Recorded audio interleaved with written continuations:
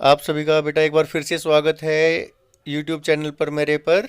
और आज हम पढ़ेंगे विद्रोही और राज भाग 11वां पाठ है 12वीं कक्षा के इतिहास का। और इसमें हम पढ़ेंगे विद्रोह का ढर्रा, सैन्य विद्रोह कैसे शुरू हुए, संचार के माध्यम क्या थे और उनके नेता कौन थे।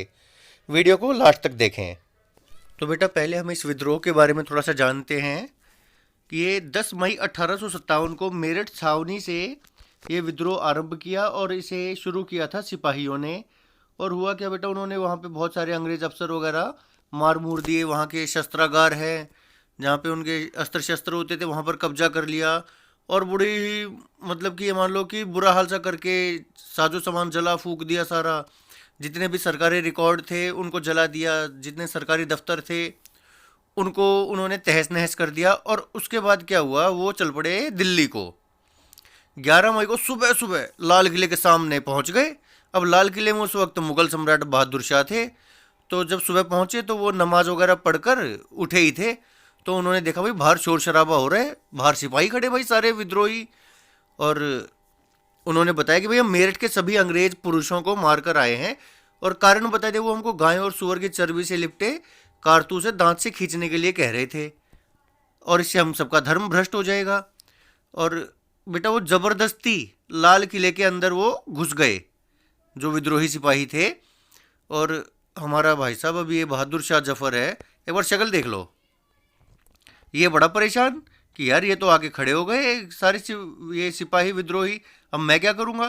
तो वो जो विद्रोही थे सिपाही थे उन्होंने इसे कहा कि बहादुर शाह जी सुनो, आपको हमारा नेता बनना है।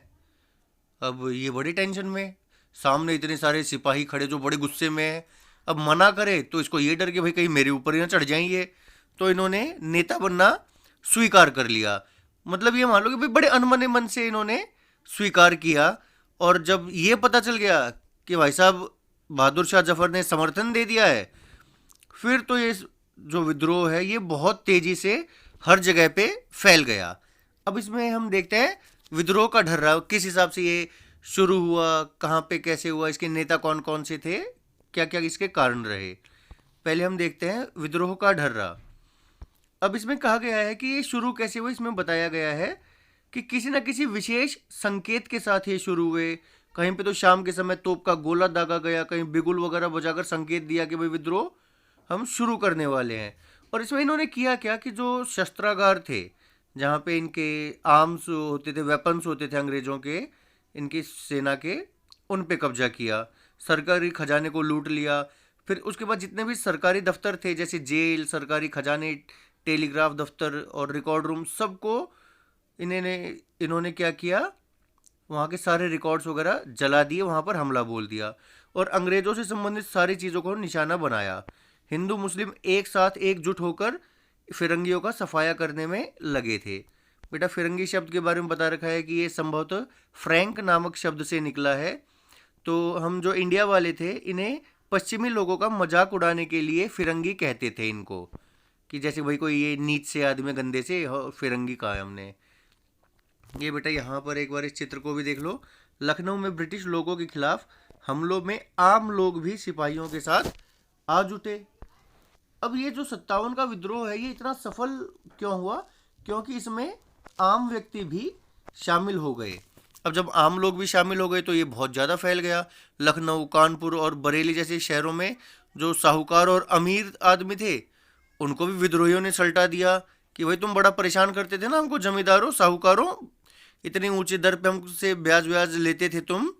तो अब इनके पास, सिपाहियों के पास और आम जनता के पास मौका आ गया था कि अब हम इनको देख लेंगे। और इनको काफ़ी नुकसान पहुंचाया। ज़्यादातर जगह अमीरों के घर बार लूट कर तबाह कर दिए। सिपाहियों की कतारों में हुए इन विद्रोहों ने, छोटे छोटे जो विद्रोह थे मिलकर एक बहुत बड़ा विद्रोह हो गया। और इतना बड़ा विद्रोह हो गया कि बेटा आज इसके लिए हमारे 12th क्लास की हिस्ट्री में पूरा चैप्टर बना दिया है विद्रोही और राज करके। तो ये इस तरीके से शुरू हुआ था। मई जून में तो अंग्रेज एकदम परेशान हो गए। ये 11 मई को आ गए थे दिल्ली, तो पूरी मई हो गई, जून हो गई, जो विद्रोही हैं ये कब्जा करते गए आसपास की जगहों पर। और अंग्रेज़ों के पास कुछ था ही नहीं, कोई तरीका ही नहीं था कि हम कैसे इनको रोकें। एक ब्रिटिश अफसर ने लिखा है, ब्रिटिश शासन ताश के किले की तरह बिखर गया। बेटा एक छोटा सा क्वेश्चन आ सकता है कि ये पंक्ति किस संदर्भ में कही गई? तो संदर्भ क्या था इसका बेटा? 1857 का विद्रोह था और उस संदर्भ में ब्रिटिश अफसर ने कहा था। उस समय जीवन कैसा चल रहा था? बहुत बुरा हाल था। सब्जियों और साग के भी हालात बुरे थे। कद्दू बैंगन कुछ नहीं मिल रहा था, यानी कि खाने की बहुत परेशानी हो रही थी। और एक और ये है कि भाई जो अमीर आदमी थे उन्हें खुद अपना सारा काम करना पड़ रहा था। और इसमें कहा गया हलाल खोर हराम खोर हो गए थे। इसका मतलब बेटा ये जो लिखने वाला है वो इनके अपोजिट में था, विद्रोहियों के, तभी तो कह रहा है हलाल खोर हराम खोर हो गए थे। तो इससे हम जान सकते हैं जी कि लिखने वाले ने ये दुर्भावना से ये कथन लिखा है। हो सकता है कि कोई लिखने वाले अंग्रेज अफसर ही रहे हों, कोई जमींदार रहे हों, कोई भी हो सकता है। अब संचार के माध्यम ऐसे मौके पे बड़ा इंपॉर्टेंट क्या होता है कि भाई आपसी संचार बने रहना चाहिए अलग अलग सैनिक छावनियों में, और वो इनमें बना रहा। 48वें नेटिव इन्फेंट्री को लिखा कि हमने ये फैसला लिया है धर्म की रक्षा के लिए और अब हम तुम्हारे हुक्म का इंतज़ार कर रहे हैं। जो सिपाही थे वो एक दूसरी जगह पर जा जाकर अपने मंसूबे बता रहे थे। ओवरऑल ये था कि भाई बगावत करनी है और तगड़ी करनी है। सिस्टन और तहसीलदार में ये है कि तहसीलदार का बाद में पता चला ये एक विद्रोही नेता था, और जो सिस्टन है ये फ्रांसवाज सिस्टन, ये बताता है कि मैं तहसीलदार के पास गया तो कोई आदमी आया था, तो कुछ बातचीत हुई, तो तहसीलदार ने कहा भरोसा रखो इस बार हम कामयाब होंगे, मामला काबिल हाथों में है। बाद में पता चला यह तहसीलदार बिजनौर के विद्रोहियों का सबसे बड़ा नेता था, यानी सरकारी आदमी भी इस विद्रोह में बड़े रूप में शामिल हुए थे।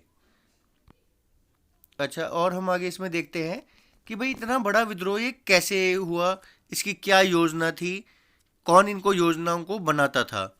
तो जो हमारे पास दस्तावेज हैं उसके हिसाब से तो हम बता नहीं सकते कि भाई साहब ये कैसे योजनाएं बनाई, क्योंकि इससे संबंधित कोई भी कागज नहीं है कि ये एक षड्यंत्र के हिसाब से चलाया गया विद्रोह था।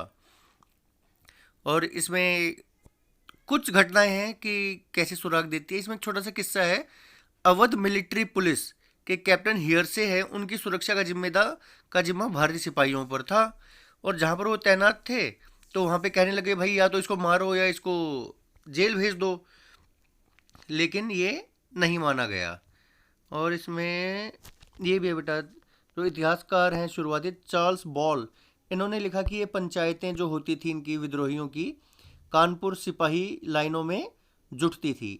इससे क्या पता चलता है कि भाई कुछ फैसले हैं सामूहिक रूप से ही लिए जाते रहे होंगे विद्रोह से संबंधित। कोई कागज कोई दस्तावेज नहीं मिले, लेकिन कुछ घटनाएं ऐसी हैं जिसके आधार पर हम कह सकते हैं कि ये विद्रोह है, ये एक योजना बनाकर हुआ है। अब इसमें बेटा ये हैं लक्ष्मीबाई, हम सब जानते हैं इनको, झांसी की बहुत प्रसिद्ध ये हमारी विद्रोह की नेता रही है। अब एक जो सबसे बड़ी समस्या थी हमारे लोगों के साथ, विद्रोहियों के साथ, वो ये थी कि नेता कौन चुने। अब नेता तो होना जरूरी था, नहीं तो भाई भीड़ को तो क्या मालूम अब हमें क्या करना है क्या नहीं करना। तो सबसे पहले तो हमने देखा कि विद्रोहियों ने क्या किया, दिल्ली आए और बूढ़े हो चुके मुगल बादशाह को अपना नेता स्वीकार किया। लेकिन इस निवेदन पर सहमति हासिल करने में भी टाइम लगा, क्योंकि बहादुर शाह तो भाई चाहते नहीं थे कि मैं इस पंगे में पड़ूं, लेकिन फिर भी उनके पास मजबूरी थी और बड़ी मतलब ये मान लो अनमने दिल से उनके पास कोई चारा नहीं था, तो उन्होंने कहा चलो ठीक है भाई मैं नेता बन जाता हूँ। बाकी जगहों पर छोटे छोटे पैमाने पर कई सारे घटनाएं घट रही थी, और कानपुर में जो पेशवा बाजीराव द्वितीय थे उनके अधिकारी थे उत्तराधिकारी नाना साहेब। अब उनकी पेंशन रोक दी थी, तो उनको भी भाई विद्रोह में शामिल होना था, और वो भी जबरदस्ती बने हुए एक नेता थे। झांसी में रानी को आम जनता के दबाव में बगावत का नेतृत्व तो संभालना पड़ा, यानी कि ये भी एक जबरदस्ती की नेता बनी हुई थी। जो बिहार है वहाँ पर एक जगह है आरा, वहाँ के एक जमींदार थे कुंवर सिंह, ये भी एक नेता थे। और खास बात बेटा, एक 80 साल के अराउंड के थे ये, और यही एक ऐसे व्यक्ति थे जिनको लड़ाई का कुछ अनुभव भी था, अन्यथा ऊपर जिनका नाम लिया उनमें से किसी को भी कोई अनुभव नहीं था। और अवध के नवाब थे उस वक्त वाजिद अली शाह, उनको भी गद्दी से हटा दिया था, तो इसलिए भी लोग लोग परेशान हुए जा रहे थे। और लखनऊ में ब्रिटिश राज को ढहने की खबर से नवाब के जो युवा बेटे थे बिरजिस, उनको वहाँ का नेता चुन लिया गया अवध का विद्रोह के लिए। और बेटा सभी जगहों पर जो नेता दरबारों से जुड़े व्यक्ति थे, दरबारों से जुड़े व्यक्ति कौन कौन थे? राजा, रानी, नवाब, तालुकदार नहीं थे। बहुत सारी जगह पर जो विद्रोह के नेता हैं आम व्यक्ति भी बने। अक्सर विद्रोह का संदेश आम पुरुषों एवं महिलाओं के जरिए और कुछ स्थानों पर धार्मिक लोगों के जरिए भी फैल रहा था। इसके बारे में हम आगे पढ़ेंगे कि धार्मिक लोग कैसे इस चीज़ को फैला रहे थे।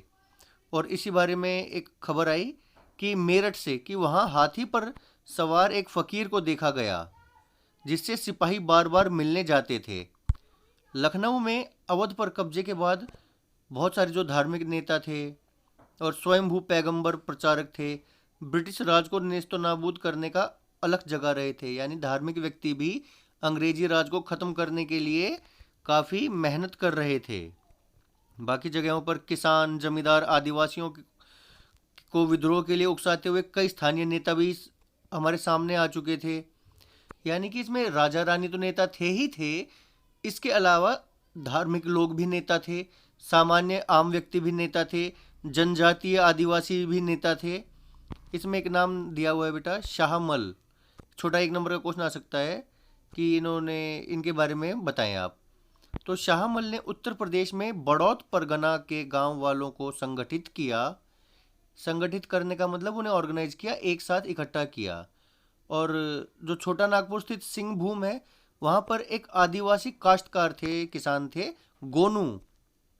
गोनू ने जो कोल आदिवासी हैं उनका नेतृत्व संभाला था। ये बेटा हम यहाँ पे लक्ष्मीबाई का हमने चित्र देखा है। यहाँ पे एक और चित्र हम देख लेते हैं नाना साहेब का। ये भी जबरदस्ती के बनाए हुए नेता ही थे। इसमें हम 2 विद्रोही नेताओं के बारे में पढ़ते हैं। पहला तो शाहमल है। ये एक जाट परिवार से थे जो कि 84 देश यानी 84 गाँव में फैला हुआ था। उस कुटुंब से ये संबंधित थे।